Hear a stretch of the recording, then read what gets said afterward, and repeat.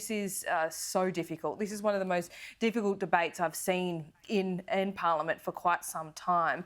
Where are you at this morning with this, Dave Sharma?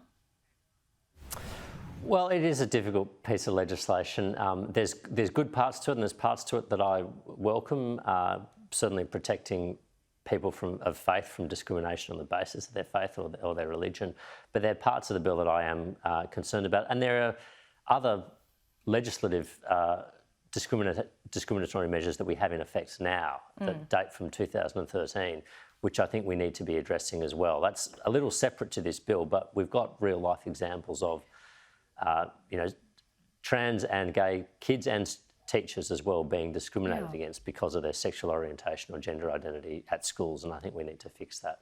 Part of the problem here, as I see it, Dave, is that all these things are being looked at in silos, but they can't be.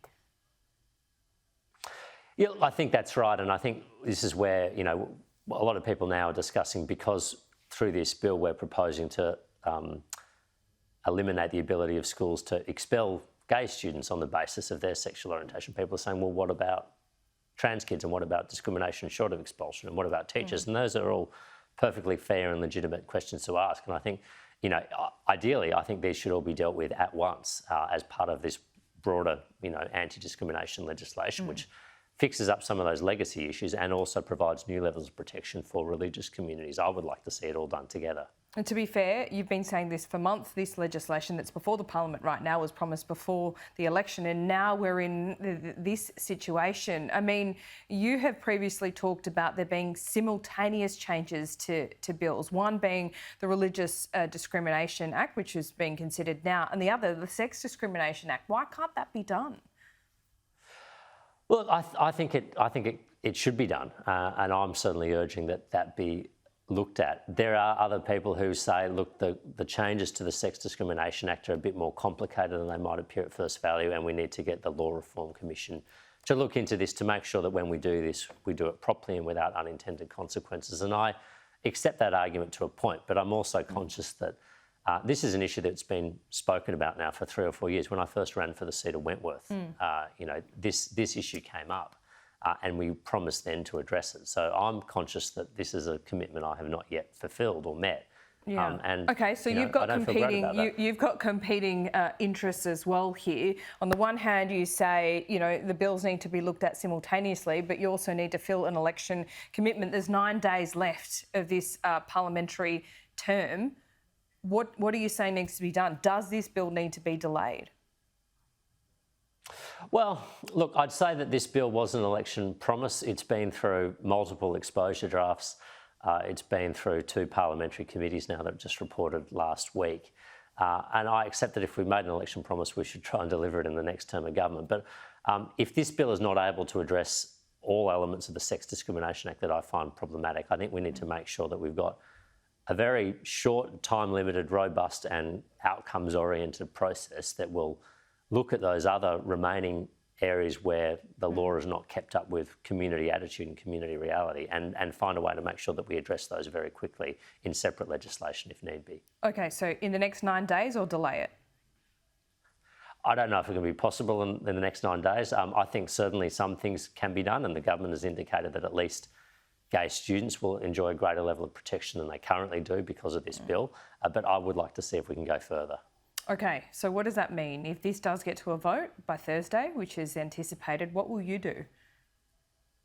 Well, look, I've made clear my concerns both in the Parliament and to my colleagues and the Prime Minister and the Attorney General.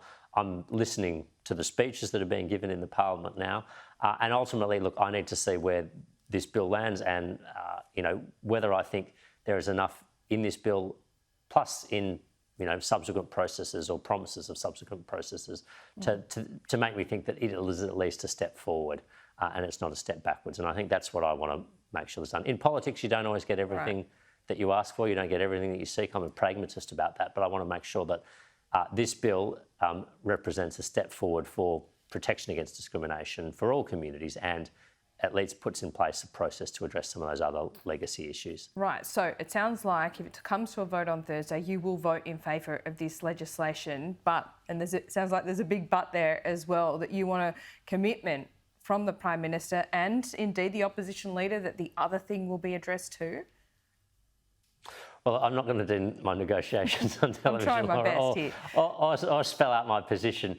But it's fair to say that I've got concerns and reservations about this bill, but it's also fair to say that I appreciate it was an election commitment. It was an election commitment I ran on, and that there are good parts to the bill, and that's the sort of weighing up that I'm needing to do and grapple with now. I mean, this is real world for so many people. As you know, we saw it with the City Point School and the contract that it wanted its parents and students to sign. We heard from Stephen Jones in the chamber last night. What does it say to these kids that are vulnerable, in the minority, but vulnerable if this legislation passes and they don't have protection, even if it's for a couple of months?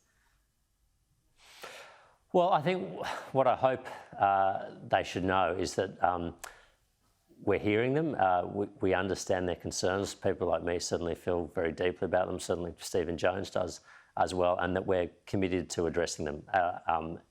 Hopefully in this piece of legislation or very soon thereafter, that the problems and the issues that they're grappling with and the real world discrimination that they are facing will not be allowed to persist. And that's certainly my view, that it should not be allowed to persist. I think it's the view of others in Parliament too, and that we're committed to addressing this as soon as possible. Yep, certainly tough. Dave Sharma, thanks so much for your time. Thanks, Laura.